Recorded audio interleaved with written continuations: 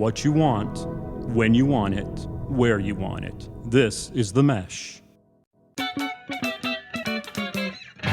Foot Candle Films.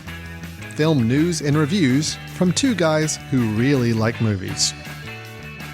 This episode is brought to you by the Foot Candle Film Society. For a schedule of upcoming screenings and membership information, visit the Society's website at www.footcandle.org. Hello, everyone, and welcome to Foot Candle Films here on the Mesh.tv podcast network. My name is Alan Jackson. I am the co-director and co-founder of the Foot Candle Film Society out here in Western North Carolina, United States.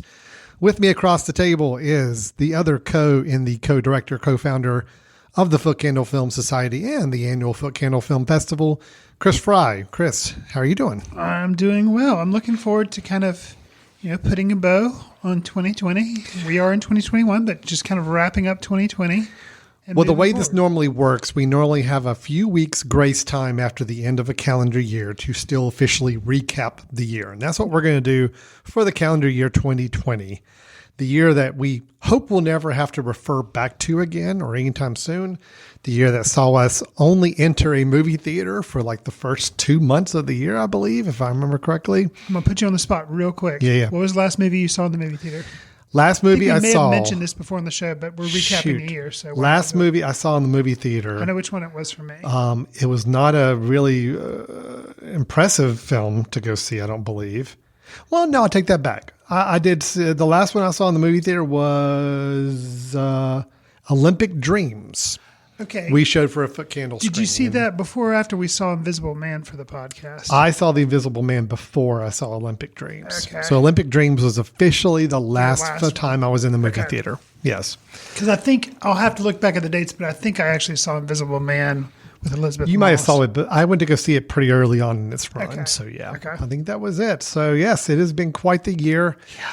I'm not really that eager to talk much about the year, but let's go ahead and get through this podcast recording, and then we can be done with it, put it to bed, move on. Okay. Crazy prediction, too. Yeah. And that, we're looking back on 2020, but let's do a crazy look forward into 2021. Yes. Alan, let's pretend all the movies that are scheduled to come out are going to come out. Yes. And it will be safe to see them at the theater. What is going to be, just because it's fun, what's going to be the first movie you see in the theater in 2021? Go. So let me recap for people the movies that have, in theory, there's French Dispatch, there's Dune, there's, what are the ones that just, I think No Time to Die has been moved, but it's still coming out. But it's still coming out. I would like to see Dune in the movie theater. That may be the one that gets me out there to go to the movie theater, depending on when it releases. Sure. That's the whole thing, is that we just don't know when they're actually going to eventually come out. Right. There is one movie I will be talking about in our news section that, you know what, if movie theaters are deemed safe about the time that this rolls out, which I don't think they will be quite yet, but I would not mind seeing this particular film on the big screen. But you're going to have to wait till the news section to hear me talk about that one.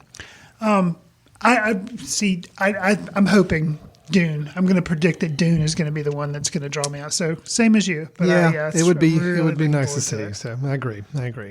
Well, what we're going to do today is recap in 2020, and what has been our tradition the last several years is Chris and I both will be naming our top 5 films of 2020. Now, I need a caveat on here, and just to remind everybody, I did not see as many films in 2020 as I normally do. I'm normally a pretty avid moviegoer to the theater. Of course, I did not get to go to the theater for about 9 or 10 months of the year. In my online options, I'll admit were a little limited. I also went through a house move and managing a business during a pandemic, all that. So I didn't really get to watch as many films as I would like. So these are the top 5 of the films I saw.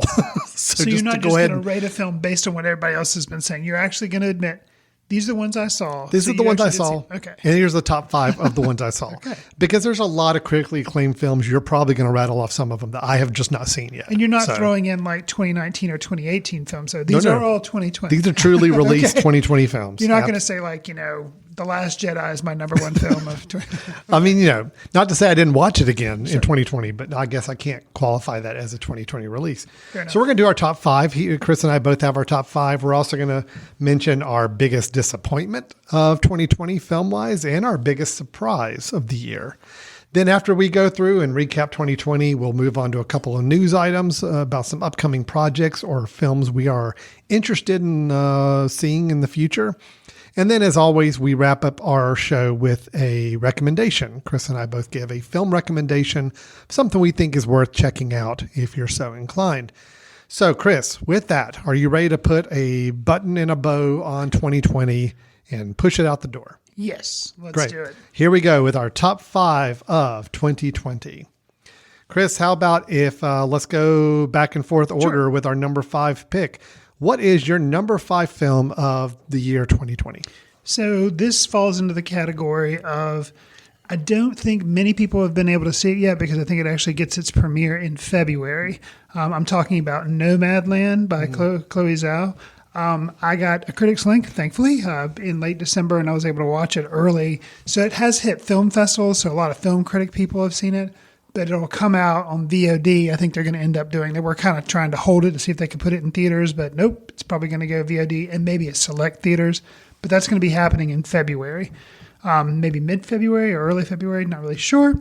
But Nomadland is a woman in her 60s, embarks on a journey through the western United States after losing everything in the Great Recession, living as a van-dwelling modern-day nomad. So she just doesn't really have a home and drives around. She does do some work to get a little bit of money at Amazon, but other than that, she's just kind of on the road, living out on her own. This is directed by Chloe Zhao, who Alan and I reviewed her movie The Rider previously. She really has a good handle on how to shoot landscapes and how to also take non-actors and have them just talk about their lives, but structure it in a narrative that's interesting. I will say Frances McDormand is the star of this film, and obviously she is an actress, and she is not driving around in a van. That's not how she normally lives. But there are some people in this film. There's Linda May, there's Swanky, and I think there's one other guy, I forget his name. But you can tell Swanky, just kind of a random name. But that is somebody who was an actual nomad that she encounters and has some, discussions with. But it's just really fascinating. And I guess also kind of made you miss being outside and traveling, because this movie does have her driving around a lot in a van, going from place to place, kind of wondering, where her life's going. And you kind of wonder how any film is ever made that kind of follows that loose documentary, but not really documentary, kind of wandering film style narrative, independent film that doesn't have Frances McDormand in it, because she just really brings everything together. And not to say you ever lose sight that it's Frances McDormand, but she is so natural and seems like she really is friends with all these people that are in this film. And they're not actors, so they're just like responding to how open she is. And it's just, I don't know, it's really something interesting to do or interesting to see. It's a really great Frances McDormand performance. So Nomadland, that's my number five. And that's the first on your list that I have not seen yet. I got a feeling there may be 3 or 4 more of those as you go through it. Speaking of Frances McDormand, I just caught back up with one of my favorites, Almost Famous, over the weekend. And she's good. She's a keeper. And really excited to see that film. I do have the screener link as well, so I'm hoping to still be able to see it or catch it when it comes out officially in February. Great. Good pick. My number five, we talked about it on the show, which is going to be a common theme with a lot of my picks here. Okay. Da 5 Bloods by Spike Lee. This is a film that has stuck with me. You know how some films you can watch and maybe they have some impact on you after you finish watching the film, but then you're still thinking about them or recalling moments of the film weeks later. That's been Da 5 Bloods for me. I have thought back to this film a lot. I've actually gone back and watched certain moments again. I think it's not perfect. It is a little shaggy. It's a little sloppy at times. I think some passages midway and towards the end kind of get a little repetitive and go on a little too long. But I think overall, the intent of the film, the story of the film, and the acting that we follow on our main characters kept me in grace the whole time. So it's one that I've kind of gone back to. Chadwick Boseman, I think, very good. Unfortunately, one of his final performances. Delroy Lindo, again, such a powerhouse in this, and it's a role, it's a performance that grows over time. Like when it starts out, you think he's just playing a stereotypical side character in this little group, and then his role really elevates as the film goes along.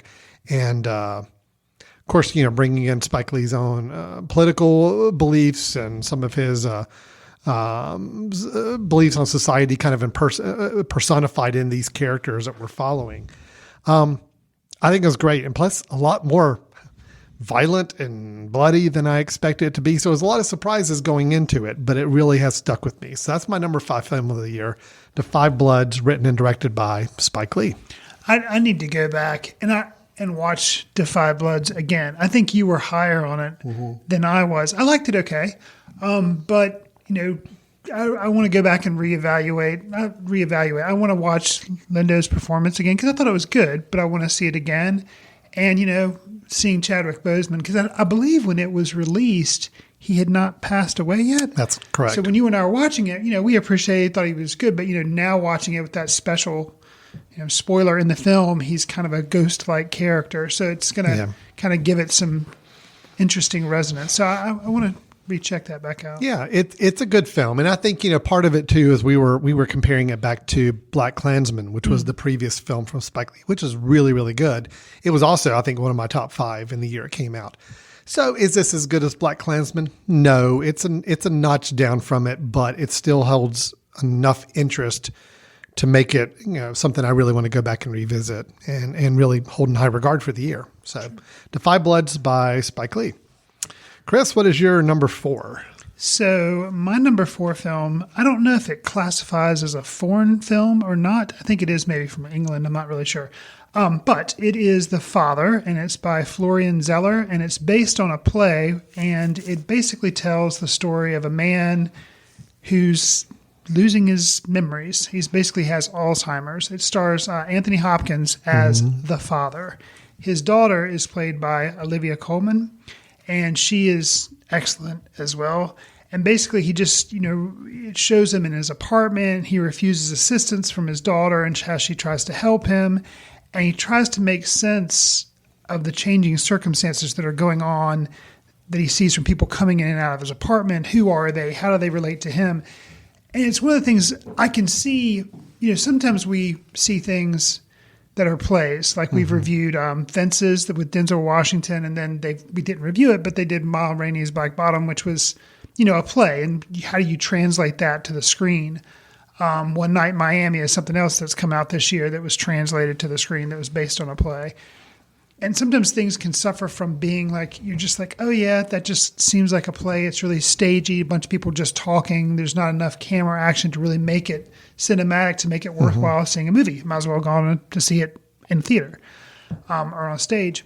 So with this one, it's really interesting because the way they use the camera, and I don't know how they do it on the stage, but the way they use the camera, you are a lot of times with Anthony Hopkins, and some of his confusion is your confusion because they can have things happen off screen, or when you go to a different room, things are like shifted or time can shift. And it's just, it's a really fascinating, but also kind of scary representation of what Alzheimer's for the person who's actually experiencing it that's interesting. Must be like. So I found it really, really fascinating. Of course, Anthony Hopkins, he does a good job. And Olivia Colman as his daughter is also just top notch. So can be kind of a tough watch, but actually what made it not so much a tough watch was how innovative it was being in trying to show you his perspective. So it was still heavy, but that kept it maybe a little bit more light on its feet so it didn't get weighed down. So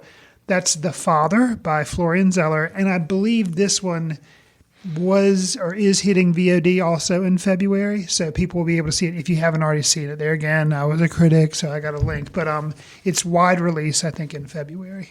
So. I was a critic and got a link too, but did not see that one either. So The Father. All right. Number 4 for Chris. Great. My number 4, we talked about it on the show and reviewed, It is The Wolf of Snow Creek by Jim Cummings, Excellent. directed and starring Jim Cummings. I just had a fun time with this movie. I went in with little to no expectations. I like Jim Cummings in general as a filmmaker, and I love the throwback feel of this film. I love it being a creature feature to some degree, and but using practical effects in many of the situations. I like the wry humor surrounding it. So to kind of flip flop between a very gruesome or terrifying situation to a very human, humorous slice of life perspective, I like the balance of the film, and it had you at moments chuckling to also kind of being very upset and disturbed by what was going on. And I like that. Any film that can pull off a nice balance and kind of still keep you engaged, I really admire. So, and again, I like Jim Cummings as both a performer and his eye as a director. And I just had a really good time with it. I've seen this film a couple times now, showed it to somebody else in my family just to get their reaction. And immediately within the first 20 minutes, they're already saying, I really liked how classic horror this tries to feel. And I'm like, yeah, they pull that off. It really does work. Does the mystery reveal at the end hold up as well? It could have been a little better, but not enough for me to slight the film and drop it off the list. So yeah, number 4, The Wolf of Snow Creek by Jim Cummings. And that's why we do these wrap-up shows, because I like that film, but I'd totally forgotten about it. So you bringing it back up is nice, because it reminds me it's one I would like to maybe, at some point watch again. I do see him make comments all the time on Twitter that apparently he is actively working on a film despite COVID and everything. He's able to do things safely. He's like turned his garage into an editing room and all this kind of stuff. So we may see a new film from him in 2021. If nothing else, I admire him as a filmmaker, because I think he's a very passionate filmmaker. He's very determined to get projects made, and that's great. So I was happy he made The Wolf of Snow Creek. But I'm also excited to see what he works on next. Absolutely. So, great. What is your number 3, Chris? Okay, I'm really going independent here. This is a film not a lot of people are, just like my other two, but this is even like one step removed from that. So you may have heard of it, Alan. Soul by Pete Docter, starring some guy called Jamie Foxx and Tina Fey also. Oh, right. I've heard of those names on the indie film circuit. So no, thankfully, this is one that probably all you guys have heard of. Most of you have probably seen. It did come on Disney Plus. I think it premiered Christmas Day. But Soul. So Pete Docter also did Inside Out. Now he's given us Soul. This talks about a middle school jazz teacher, and he kind of has this incident where his soul is removed from his body, and then he has to fight to kind of try to reunite himself so he can get his great jazz gig that he's always dreamed of. Meanwhile, he's trying to lead a soul in training in this like other world who her name is 22, but it's Tina Fey. And it's just an interesting, just like Inside Out kind of gave you a otherworldly thing on like your feelings, because they were all embodied by different personifications of your feelings. This one is all about like, hey man, what's kind of life all about? What happens kind of when you die? What makes life worthwhile?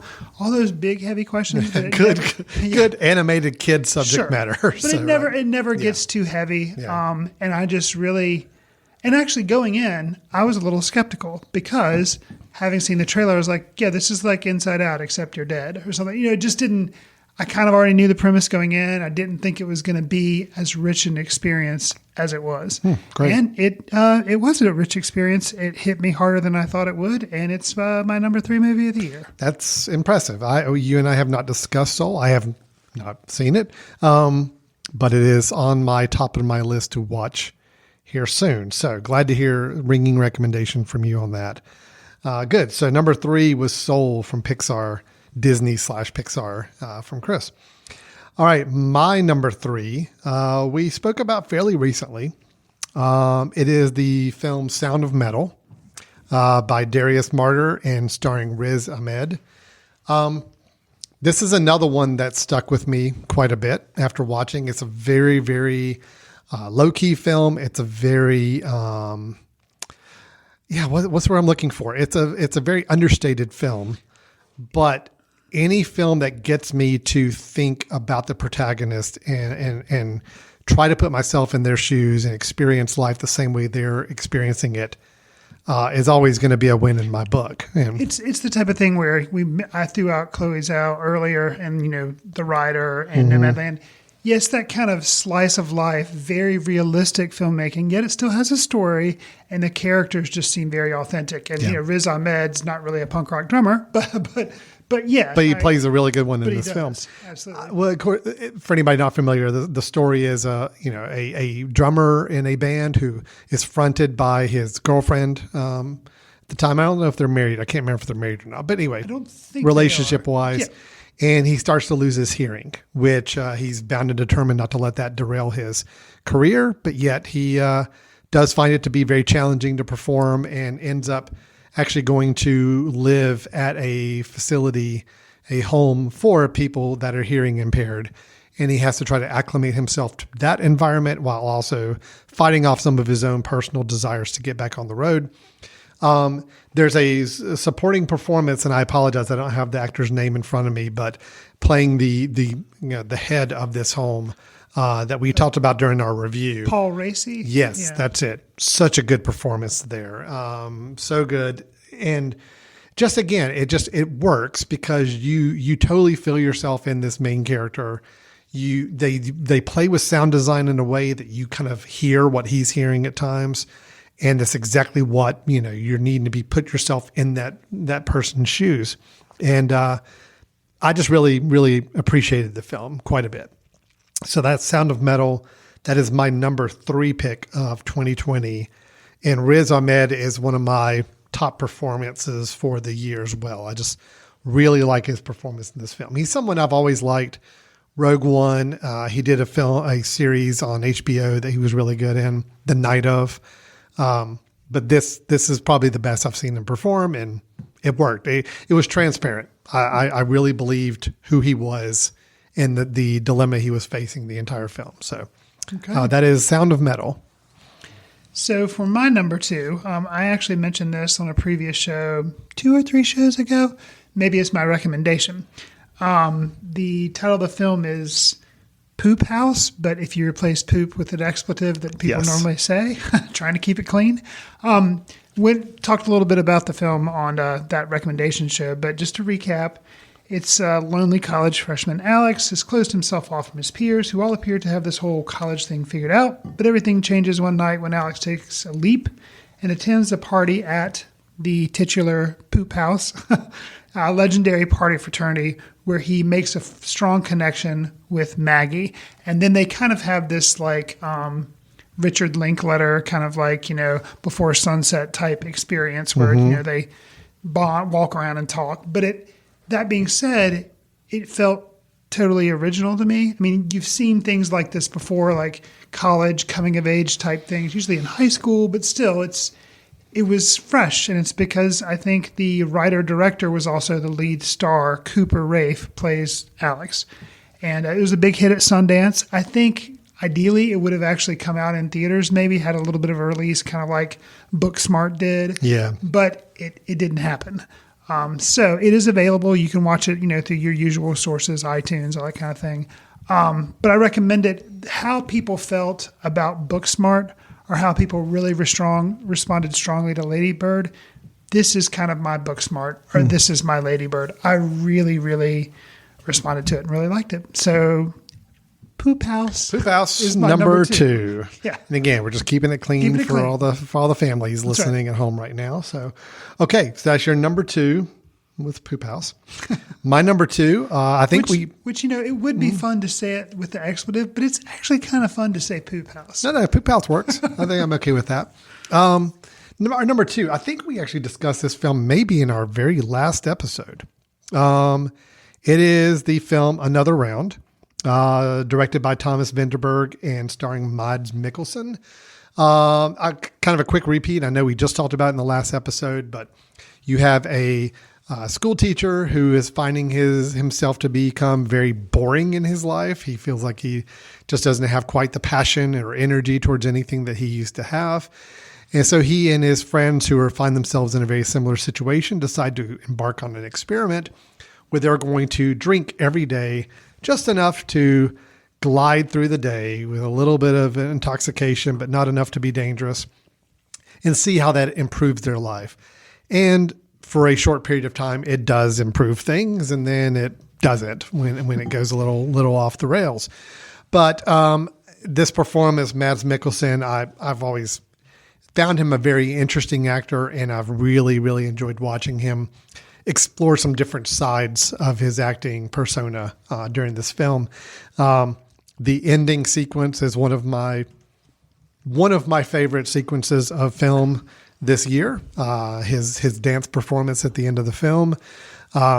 It's a film that had some great humor but also balanced it with some really good, interesting questions about getting old and about reshaping your life and what's necessary to do that and should you do it.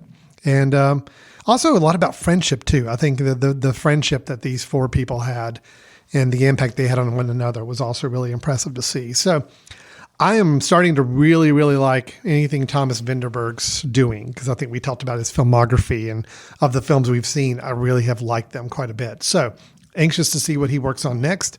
But in the meantime, Another Round by Mads Mikkelsen is one that I'm a big fan of. And I'm so happy we brought it to our Foot Candle Film Society membership in the last month.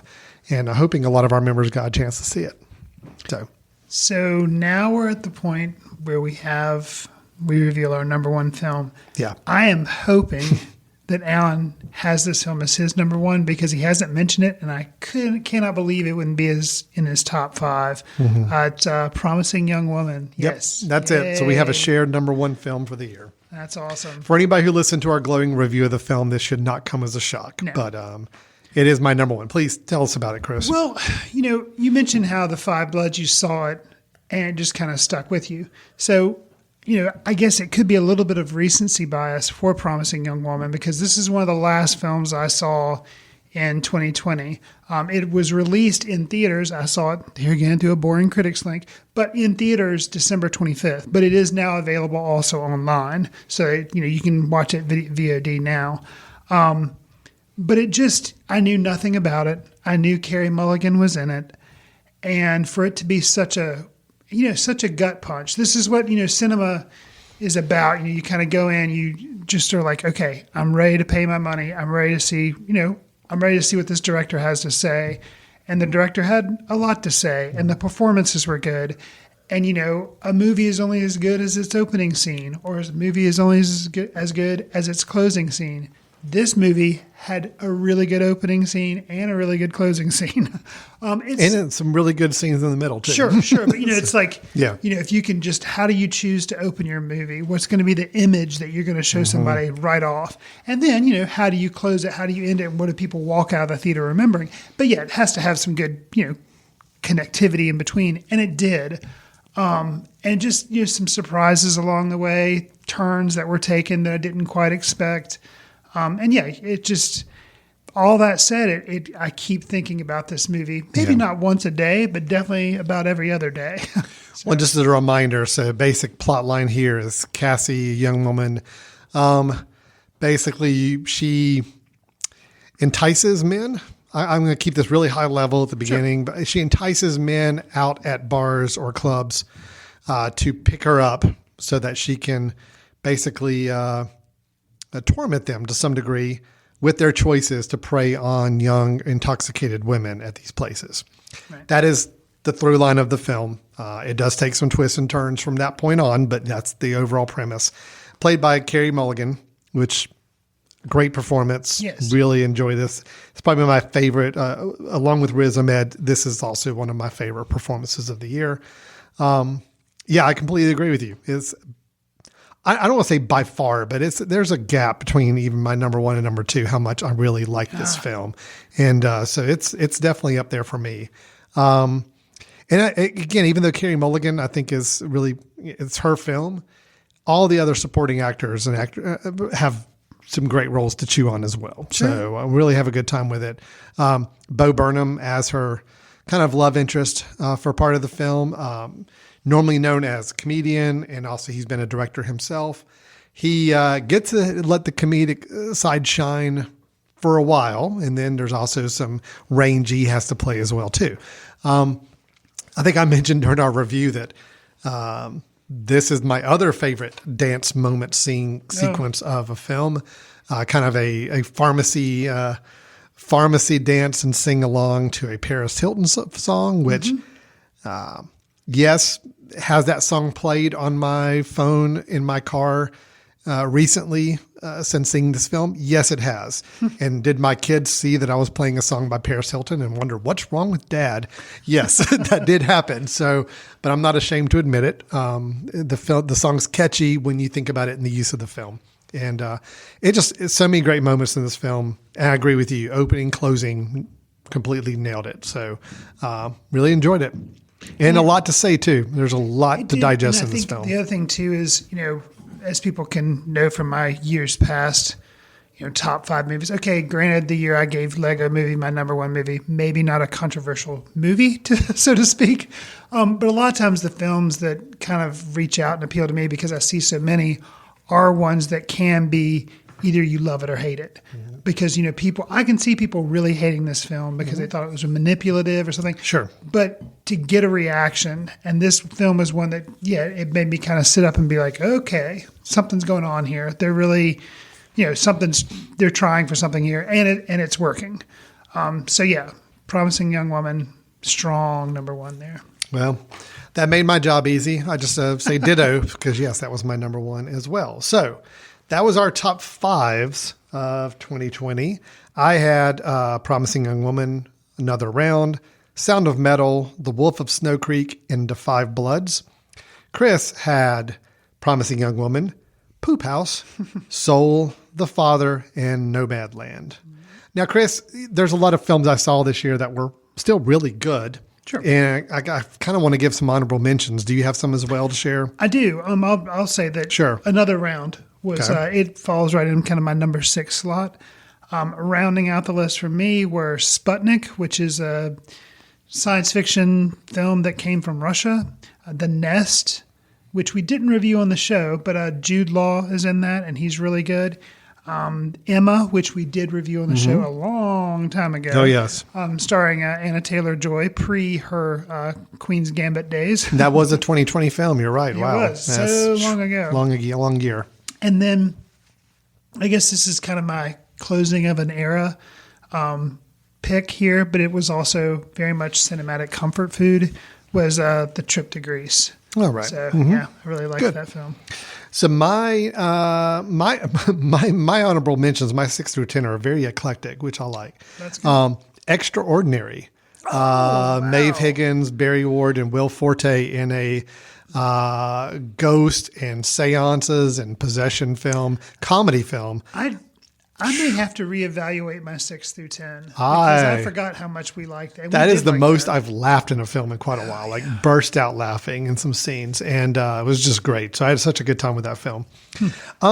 Boy State, the documentary that we discussed about the young men in Texas going to basically a political camp. We're learning how to run political campaigns. And to me, the timing of it was very interesting, obviously leading up to the election year that we were in last year.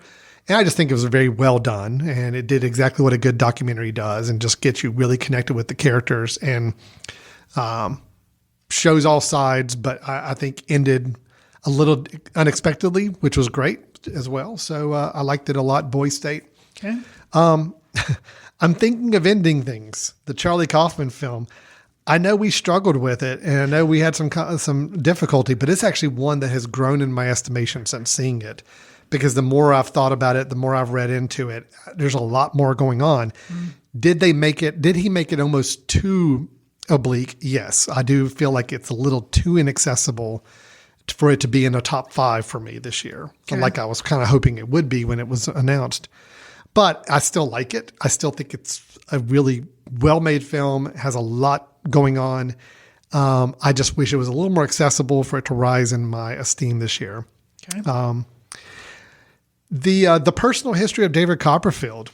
I had a good time with this movie. It was a big it was probably my runner-up surprise movie for the year. Okay. Just because I had such a good time with it. It was fun. I did not expect to enjoy a film about the story of David Copperfield, but yet, I'm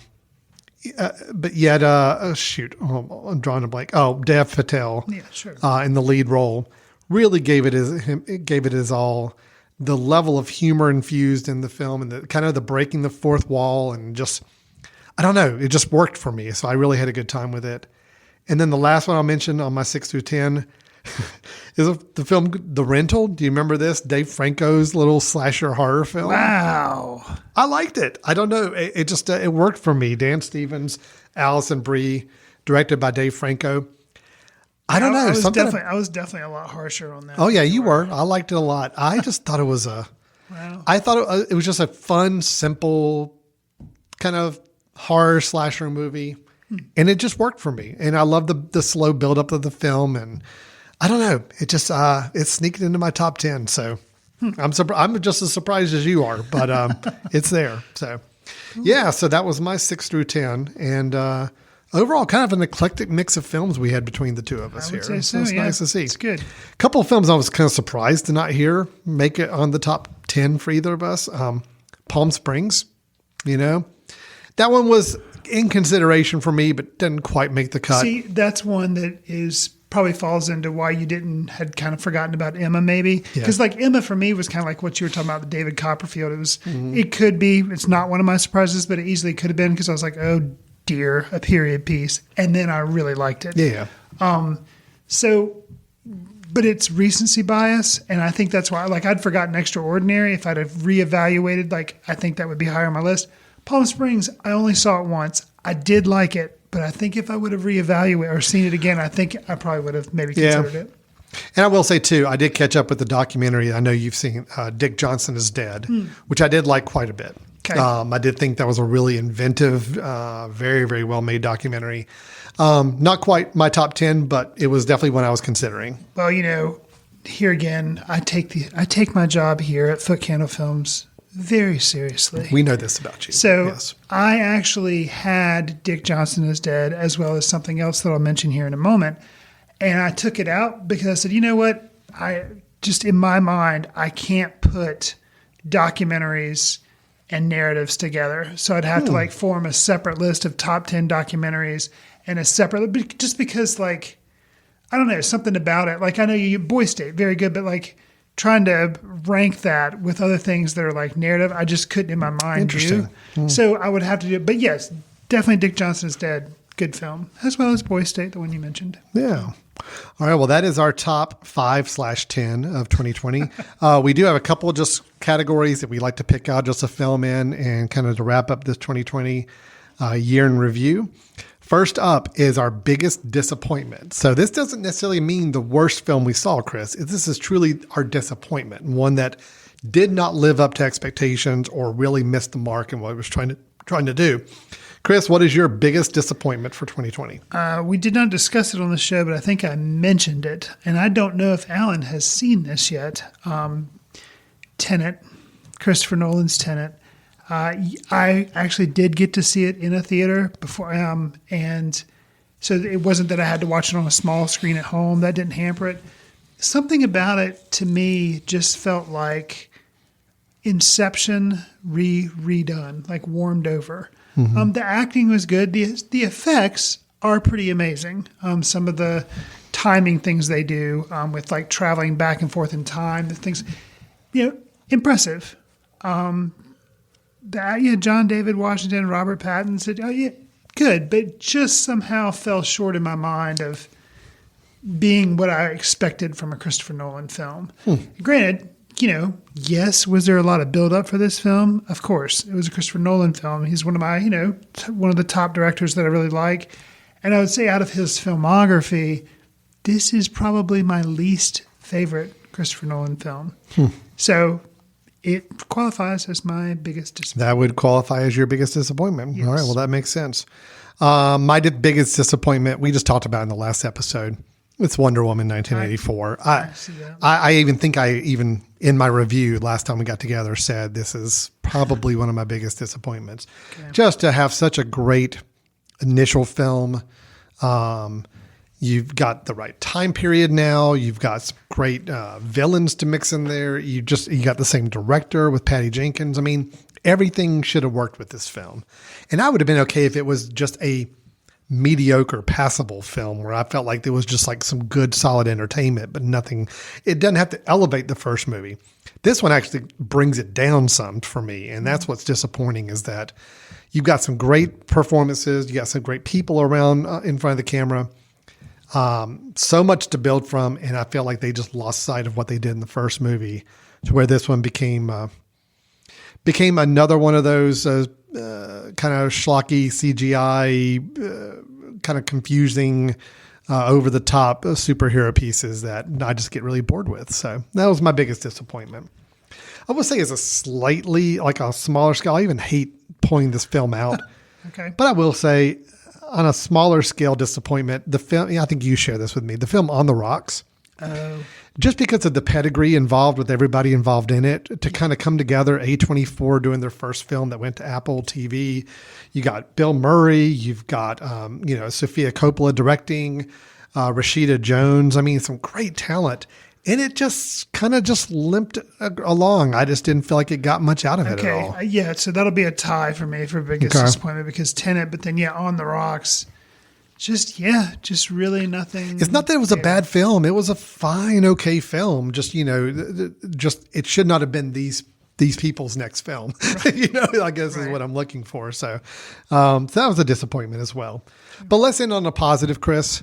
What's your biggest surprise of the year? Meaning, it doesn't have to be your favorite film. Just what is this film that really surprised you more than others this year? So I have a tie. Mm-hmm. We've already talked about Emma, so that would be my first period drama. That it was a comedy, but it just surprised me how well I liked it. Yeah. But my other is a documentary, and it's called Collective by Alexander Nanau, I think is maybe how you say his name. But basically, the director follows a team of investigators from a newspaper, oddly enough, a Romanian newspaper. Oddly enough, it's a sports newspaper. But they kind of get in, not over their heads because they handle it, but they kind of uncover the truth about this healthcare fraud that's going on in Romania that benefits politicians and moguls and caused the death of innocent citizens.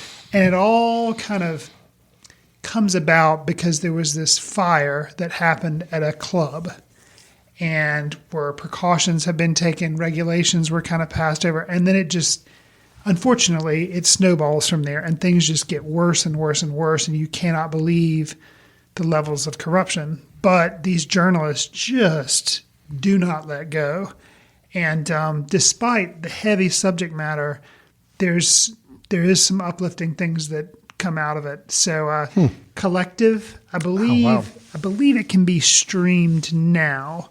I don't think it came to theaters. It is subtitled because it's a documentary from another country, but can't recommend it enough. Collective. Wow, that is a new one on me. I'm not familiar with that one at all. So nice. It's added to the list.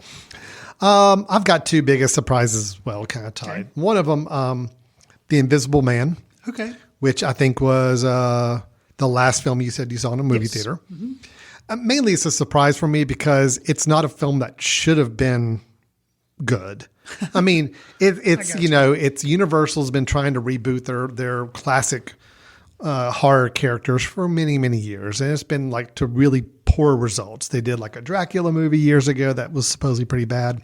They did The Mummy with Tom Cruise. Although I defended because I think it got trashed way too much unfairly, but it's still not a great movie at all. It's still pretty lackluster. So they've just battled to try to figure out how do we take this great intellectual property we own and turn it into something film series wise. And I think here with The Invisible Man, they figured it out. Fight the norm, go completely a different direction with the story, use the same concept of a character, but we can totally rework it and not have to worry about hearkening back to more of the classic feel of these things. And that's what The Invisible Man is. It's a very contemporary told story. Elizabeth Moss, I think, pretty much elevates anything she's in anyway. Sure. And I think adding her was a really, really smart move to give somebody with some great acting cred and put her in a role like this where she has to play both a strong character and also someone who just gets broken down, quite a bit too. she played them both, and she did it. So I had a good time with The Invisible Man, more than I felt like I probably would have, given in the hands of somebody else, both in the lead performance and direction of it. And then also, I'm going to say it, the Ben Affleck movie, The Way Back. I was a surprise because, again, I'm not a Ben Affleck fan. I do not think he's a good actor. I'm sorry. But I think he's a better director than he is an actor. Okay. He didn't direct? No, he did not direct this. And that was what got me worried is I'm like, oh, here it's going to be a sports cliche movie with Ben Affleck as a alcoholic high school basketball coach. Now, I love my basketball sports movies. Don't get me wrong. I'm one of the biggest fans of the film Hoosiers you'll ever meet. So I was nervous about seeing Ben Affleck, who I don't really care to watch on screen as much, try to play this part. But you know what? It kind of worked. It actually worked better than I expected. It fought against some of the cliches of sport films that I think you come to expect.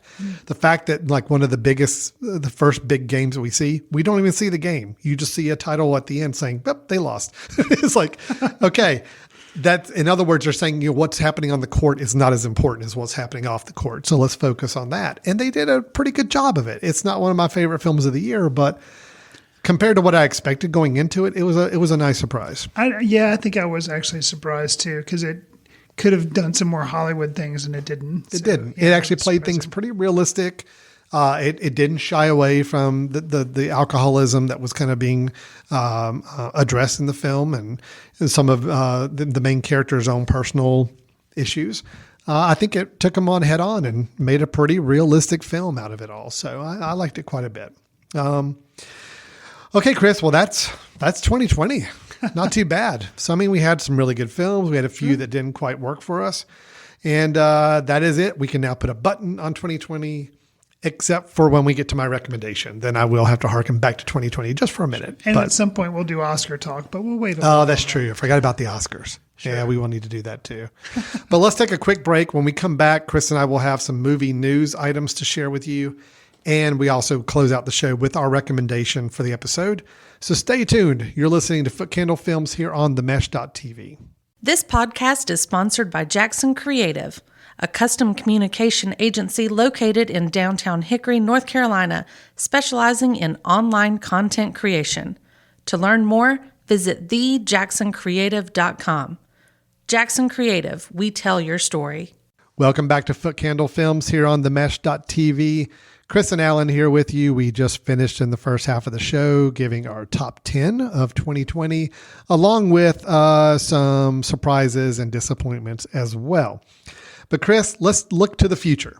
Let's look to things upcoming. Okay. As we are in 2021 now. Yes. You have a couple of news items you're wanting to share with us. So I'd love to hear what's on your mind, what's happening in the world of movie making right now. So, Darren Aronofsky. I'm familiar with him. He who gave us Mother. Mother! Yes. Yeah. He now has his next film ready.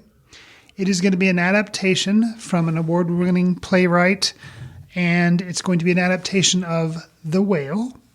Okay. It is a story about a man with compulsive eating disorder.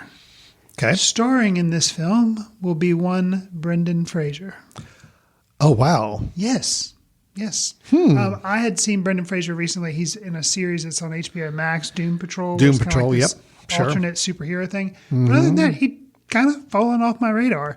So, Alan, what are your thoughts about Brendan Fraser in a Darren Aronofsky film? I'm super intrigued. I mean, I had heard a little bit about Aronofsky's next project, but I did not know what it was going to be and did not know it was going to be with Brendan Fraser, which I think is great. I think Brendan Fraser is one of those actors that he got so typecast and so settled into a certain kind of role back in the 90s, early 2000s. Sure.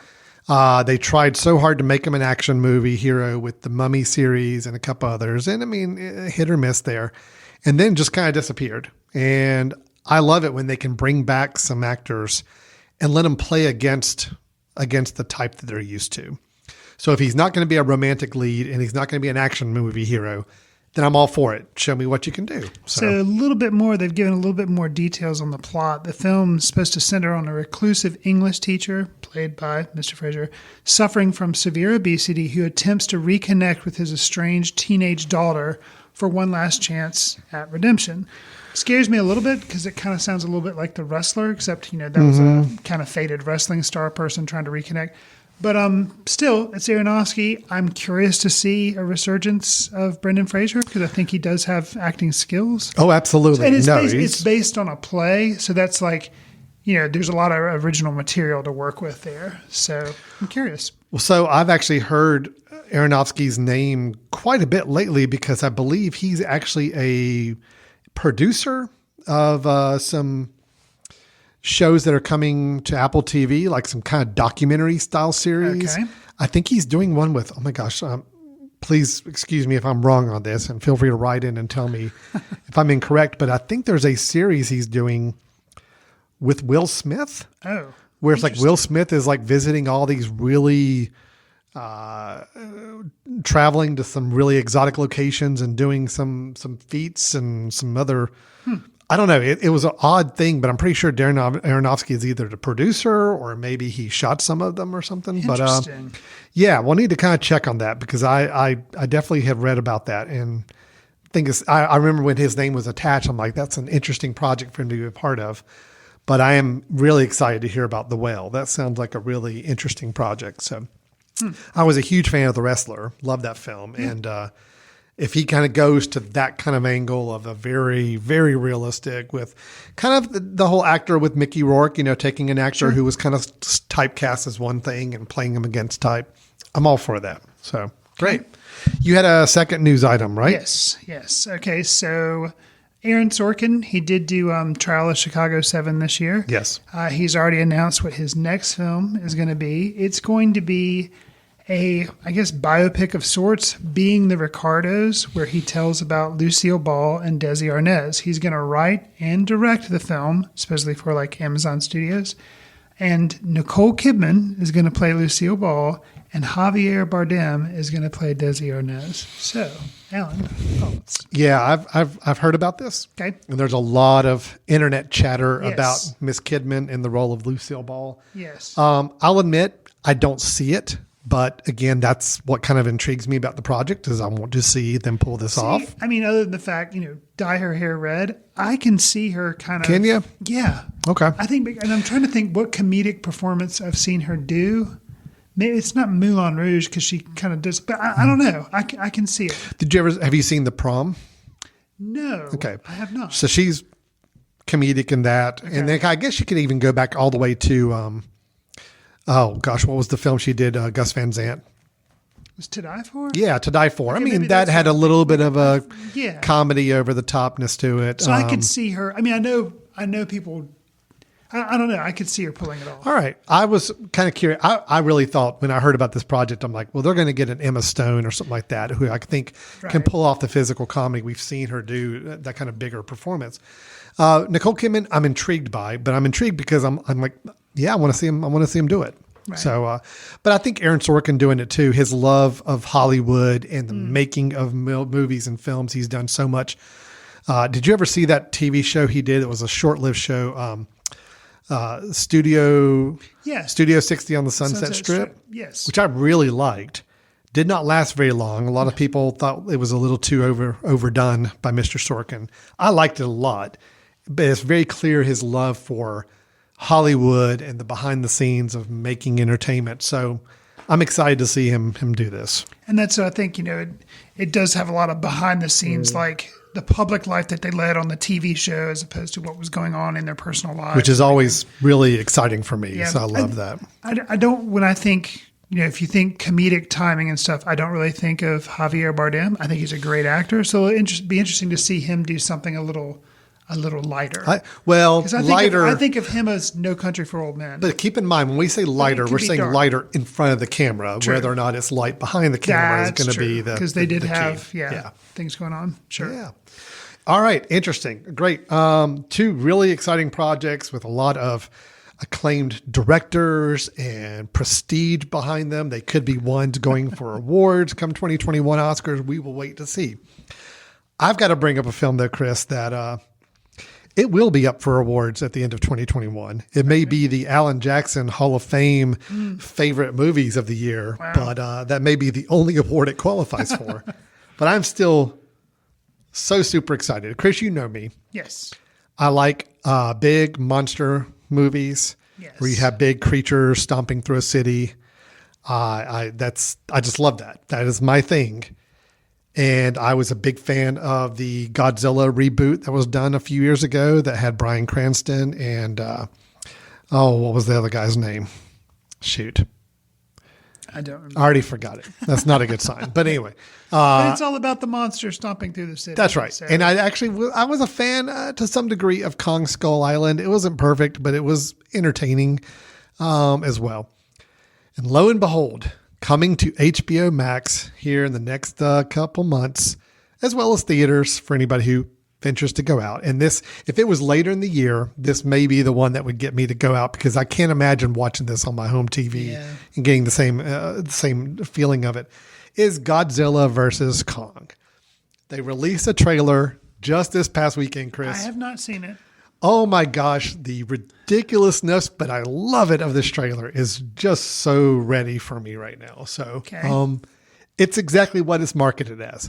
It is King Kong versus Godzilla. The last time this happened, I think was back in the 70s. They made a film that was Godzilla versus King Kong. Oh, so they haven't brought them together since then. Not since then. It's been at least 30, 40 years since that happened. And, this trailer. Now I'll give him this. I'm saying this in actual seriousness. Adam Wingard is the director who's done a lot of great horror films. Mm-hmm. He seems really pumped about this film. If you follow him on Twitter, he's really talking it up. The film looks gorgeous. Okay, the shots they show in the trailer look Which I thought really. Godzilla King of Monsters, a lot of the shots. It looks really good. But I mean, this movie looks really good. Okay. And I'm sorry, but Chris, you have a trailer where King Kong is leaping towards Godzilla with Godzilla shooting out his fire plasma blast, whatever. And King Kong is deflecting it with what looks like a giant jet airplane or something. And it's just so awesome. So we have Alexander Skarsgård's in this film. And he playing hasn't the been in lead. the other ones yet. No, he's new to it. But Millie Bobby Brown is back in it from the Godzilla movie. Rebecca Hall, who I think was in the King Kong movie. No, I think she was in the first Godzilla movie. Okay. She's back, I believe. Brian Tyree Henry is in this. Let's see. Who else do we have? Julian Dennison. Do you remember from Hunt for the Wilder People and Deadpool 2? Okay. He is in it. Kyle Chandler's back from Godzilla movies. King of Monsters. Okay. I don't know if anybody's from the Kong movie. Really? I know it's we don't have, what's his name? Loki. Hiddleston. Tom Hiddleston, and we don't have Captain Marvel, Brie Larson. They're not back in it. But you got most everybody else from a couple of the other movies coming back together. So I don't know. I'm excited, man. I'm excited. I'm trying to go in with tempered expectations because I got a feeling I could come out of this like I did the last Godzilla movie and be a little disappointed. But well, I mean, you'd think it's like, yeah, they hype it, they fight, and then the rest of the movie they team up to fight something else. But I don't know. So can I go ahead and just throw my prediction or something out there? Sure. I have nothing to base this on other than just watching the trailer 8 or 9 times now and seeing a shot in there that has me excited and thinking I know what's going to be the bad thing in this film. Because, before you reveal, Godzilla, not a bad guy. No, there's even a line in the movie. Kyle Chandler actually says this in the trailer. Oh, in the new trailer. In the new trailer. Okay. He even says at one point, Godzilla's going around hurting people and we don't know why. So that's a line in a trailer. Okay. And King Kong, because I saw Kong Skull Island, but he's not a bad guy either. He's a decent guy. Okay. So, did he eat some soldiers and all that? Sure. But he had his reasons for doing so. Okay. So yes, I think they're trying to position both of these. They were trying to capture him and take, so of course he's going to be mad. They're on his island. They're invading his space. They're in his space. Rebecca Hall in the trailer also, I believe, says the line, everyone will bow before Kong, which, I love when you get some really great actors getting to say lines like this. It's so much fun. There is a quick fleeting shot in the trailer. I am making a prediction based on nothing but my own visual eyes of what I see. I could swear I see the head of a mecha Godzilla, metal robot Godzilla. If you recall from the old Godzilla movies, that's the big Godzilla that's actually a robot. If that is in this movie, my head will explode, Chris. Right there in the theater. Poof. See, I thought like in the Godzilla movie, they kind of the last one because they had the what was the name? Yeah. The three-headed three dragon Hydra. thing, Gosh, I already forgot the names, but yes, Mothra was in it. they had Mothra, they had Godzilla, they had Gamora. Gamorra. I can't remember. Anyway, yeah. But yeah, the three-headed dragon. So it's like I thought they kind of went through everything, but they didn't do Mecha Godzilla. So maybe They did not. But there is a shot in this trailer where it looks like there is a face coming across a building, and it's meant to look like Godzilla. They also did Rodan too. That's right. I just saw this movie with my son. Oh, yeah. So but it's a metal head. I swear to you, it is a metal looking head peering around the corner just for a split second. I'm like, I know where they're going with this. So, okay. Awesome. I'm back down again. So, all right, good deal. Godzilla vs. Kong comes out March 26th on both HBO Max and also in theaters where available. Okay, Chris. I'm done. I'm sorry. I gotta take a sip of water and just kind of relax here for a moment. Fair enough. We are done with news. There's a lot of interesting projects that are still coming up in 2021, but we don't know exactly when they'll be coming out. We will keep waiting, just like you started the show with the films that we're hoping to see in the theater this year. There's quite a few that we're waiting to hear. As soon as we know release dates and know if they're going to stick this time, we will certainly bring them back to the table and talk about them here on the show. But Chris, let's end the show with our recommendations. Chris and I, every time we get together and record the show, we have to give out one recommendation of a film that we either recently just caught up with or one that we just feel like has been overlooked, or we want to encourage more people to go out and seek. And Chris, mine is actually going to be a little bit of a rebuttal to you. Oh, okay. Yeah.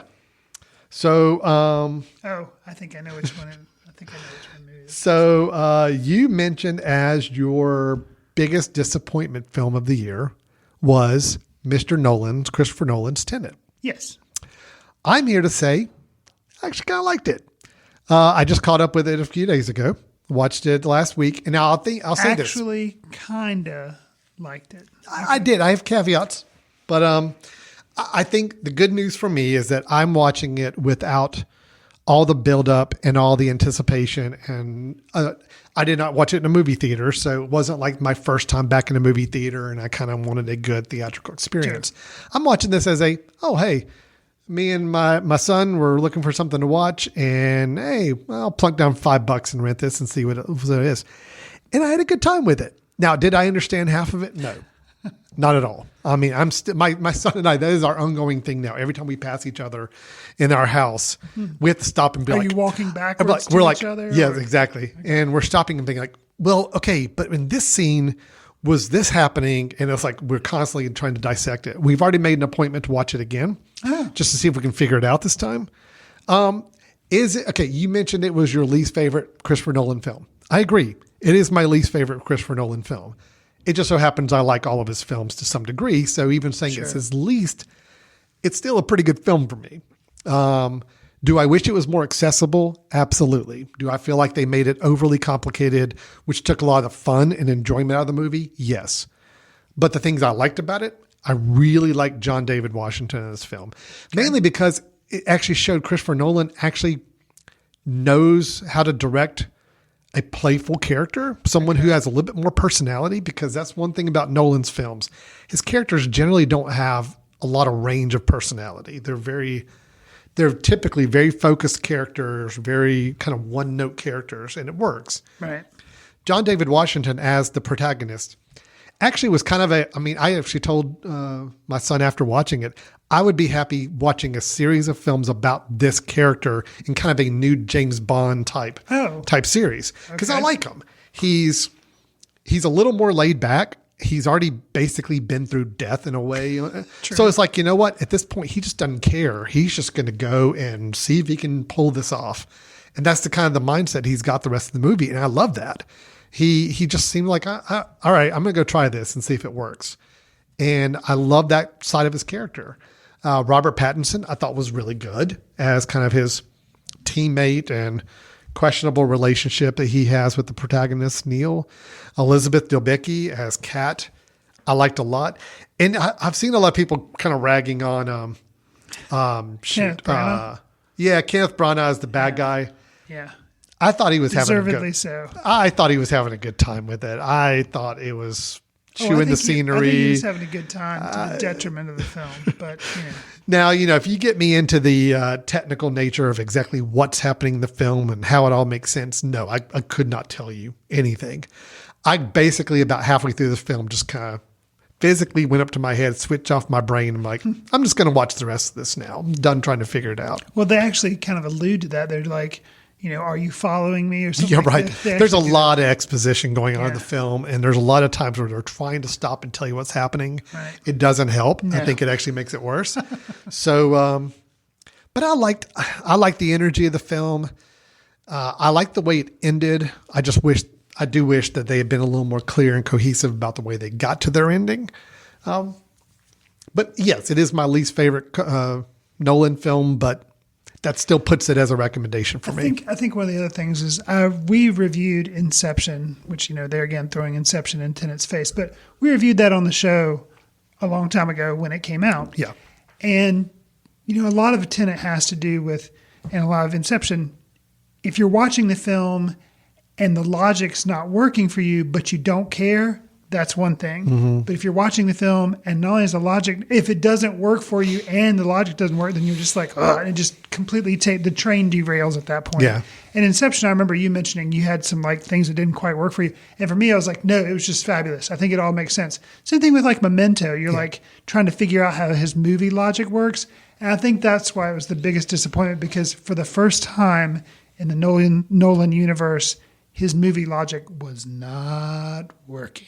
And I just, No, and the as a logic is really writer-director, weak. I depend on him to do. Yeah. I was like, oh, really? Really? And so I think that's why I was disappointed. But If I tried to forget that this was Christopher Nolan and just say if this is just some run-of-the-mill action movie director making a movie, trying to do something creative and different, I'd probably be more forgiving. And I agree. The logic, if I really start to parse it out, I'm like, no, that doesn't make any sense. that should not work this way at all. Right. But I still had just a good time. And again, from a filmmaking technical side of things, some of the sequences and shots were really just fun to watch. So I had a good time with it. I am looking forward to watching it again. Of course, Inception, I did not like as much the first time I saw it. It is one that has grown with me. That I've seen it 3 times now, and each time I realize it's so much better than I gave it credit for the first time. gotcha. So Tenet, I think could stand to do that a little bit too. But I think unfortunately the problem with Tenet is it had a lot going against it. It did. It had a lot of expectations being the next Christopher Nolan movie. It was the one where he was bound and determined to release it in theaters, even though nobody was going to movie theaters. So the people who did make it to the movie theater to seek out this film were kind of going in with a really high standard of what they were looking for. Definitely what happened to me. I think the better note is to watch it for $5 rental and just kick back and enjoy it and for what it is. So I did like Tenet. I liked it more than I expected it to. I held off watching Tenet for a long time based on some of the feedback I got. But now I think it's played to its favor for me to kind of be soured on a little bit before I watched it. So, Gotcha. All right. What have you guys' recommendation? So before I reveal the title, I'll go ahead and tell you. It's called The 20th Century. Okay. It's by, let me check out the director's name real quick. It is by director Matthew Rankin, and he also wrote it. Let me read you the description. Toronto, 1899. Aspiring young politician Mackenzie King dreams of becoming the Prime Minister of Canada, but he hesitates because he's in love with a British soldier he's in love with a French-Canadian nurse who's in love with a British soldier. Does that sound like a movie I'd really be on board with? No, it doesn't sound like anything Chris would Okay. like. Now, let me tell you, what if David Lynch teamed up with the kids in the hall and made a satire of Canadian politics that fit that description? Okay, well, that sounds a little bit more, Okay, a little that bit sounds more like your something that speed. Chris Yeah. would like. Yeah, this movie is weird. Okay. If you watched Greener Grass, because we had a listener write in that I had recommended Greener Grass on a podcast episode, Yes. and they were like, yeah, I usually like his recommendations, but that one was not for me. If you don't like Greener Grass, probably don't give 20th Century a try.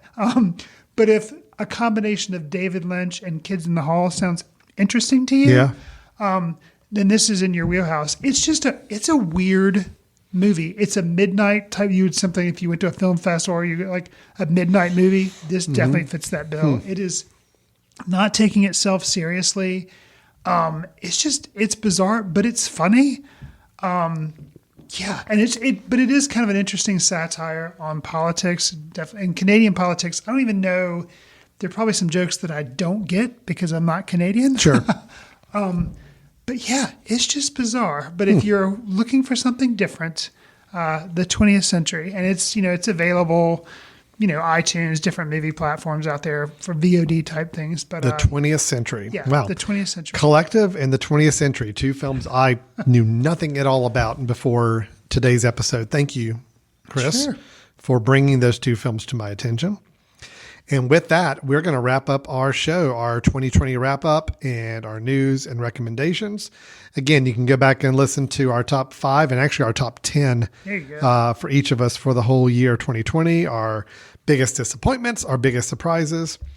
And then we also gave some news items about a couple interesting projects coming up, plus me with Godzilla versus Kong. Don't even try to contact me on March 26th because I will not respond to any phone calls or emails. I am all locked in and ready. I just moved into a new house and I'm trying to work on turning my den into a home theater. And since I don't know when I'm actually going to get to a real theater again, and I have now penciled down my calendar and said I must have my home theater up and operational by March 26th, 2021. So I have a Set date. yourself a deadline. I have a date to make it work by. That's amazing. But then our recommendations of Tenet for me and the 20th Century for Chris for this episode. So, Chris, if somebody has some feedback, questions, wants to make a strong case for our 2020 revision list, where should they go? You can send an email to info@footcandle.org. You can also follow us on Twitter @footcandlefilm and just send us recommendations of movies we left out of our list or differing opinions you may have. Al and I are also on Letterboxd, where you can track what we're seeing, and sometimes we give little mini reviews there. Do us a favor, if you like the show, give us a star rating, write a review, or share with friends in iTunes. It helps us reach new listeners.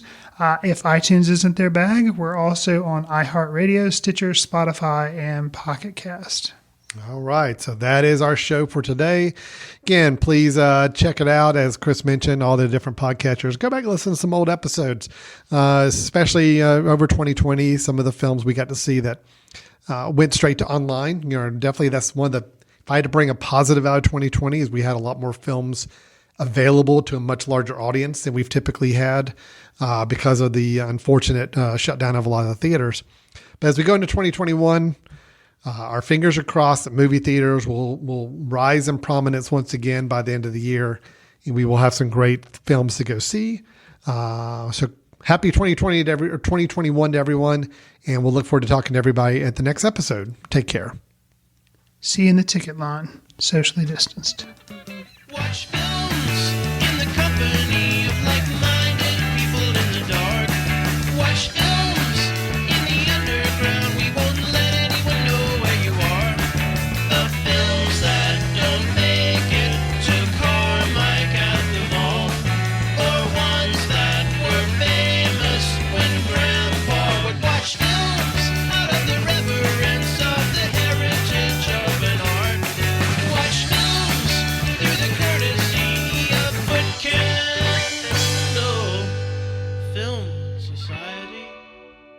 Special thanks to Carpal Tuller for the show theme music. For more about Carpal Tuller, visit www.carpaltuller.com. You've been listening to The Mesh, an online media network of shows and programs ranging from business to arts, sports to entertainment, music to community. All programs are available on the website as well as through iTunes and YouTube. Check us out online at themesh.tv. Discover other network shows and give us feedback on what you just heard.